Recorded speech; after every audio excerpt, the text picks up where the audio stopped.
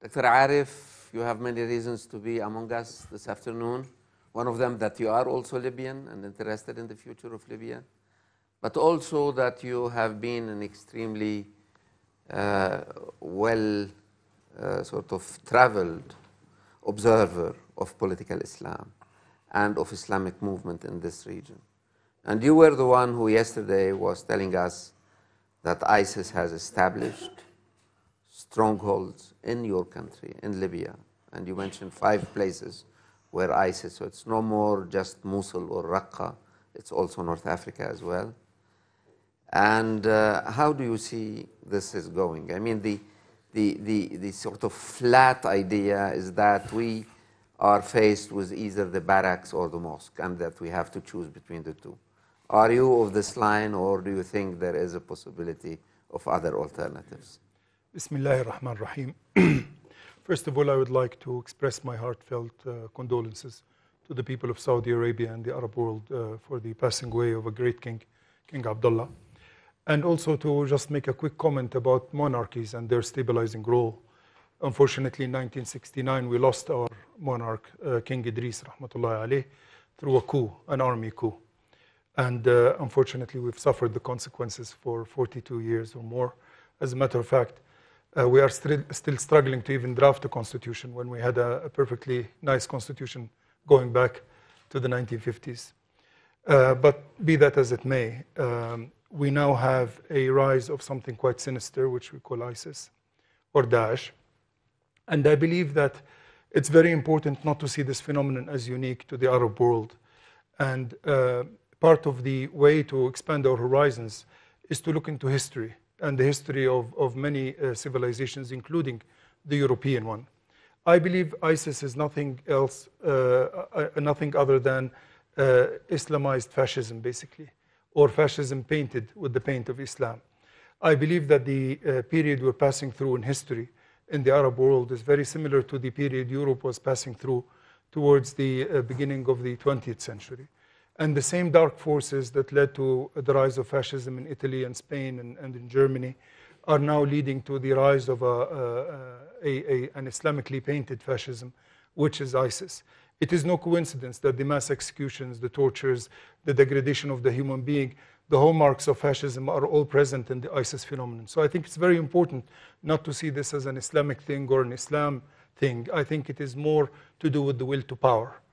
And I think the will to power becomes more acute as people feel scared and threatened. I believe that what is happening in our region is a reaction to the loss of meaning in many ways. And the failure of many of our traditional institutions, especially the religious ones and the cultural ones, to actually not only preserve themselves, but actually revive themselves and renew themselves so as to give meaningful frameworks for young people. I believe that it's a cultural and spiritual crisis that's generating this nihilism. And ISIS is simply an ideology of nihility, of nothingness, of death affirming rather than life affirming. While Islam, as in Christianity, as in Buddhism, as in Judaism, as in all the great faiths of the world, is a life affirming culture.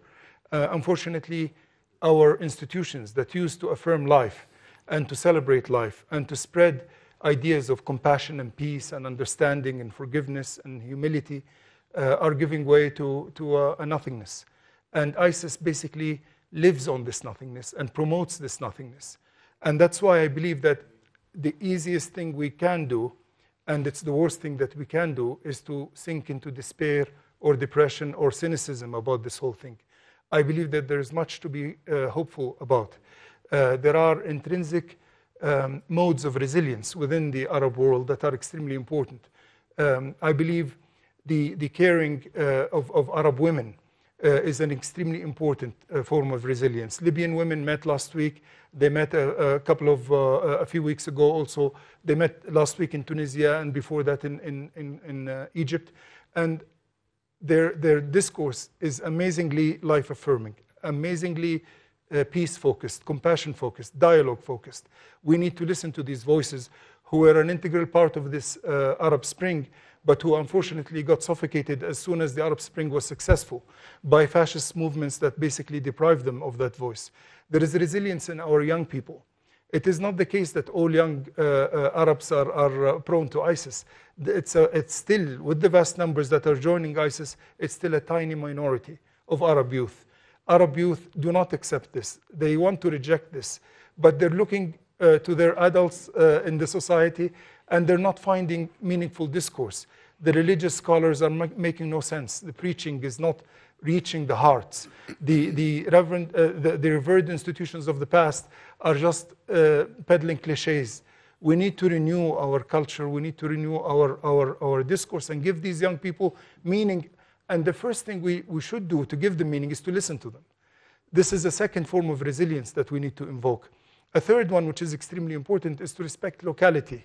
You know, the state that tries to plan from above and impose its will is another form of fascism. It is also a will to power. We need to listen to the locality, be it a municipality or a township or a clan or a tribe. We need to respect these local forces, the social fabric, and initiate a true, genuine dialogue at the social fabric level that can lead to a consensus that can give us constitutions on which we can have states that are healthy being built. So we need to invoke all these things, and we need to, most importantly, stay hopeful, stay positive, and create networks of goodness and compassion. And that's why we are part of this network at Davos.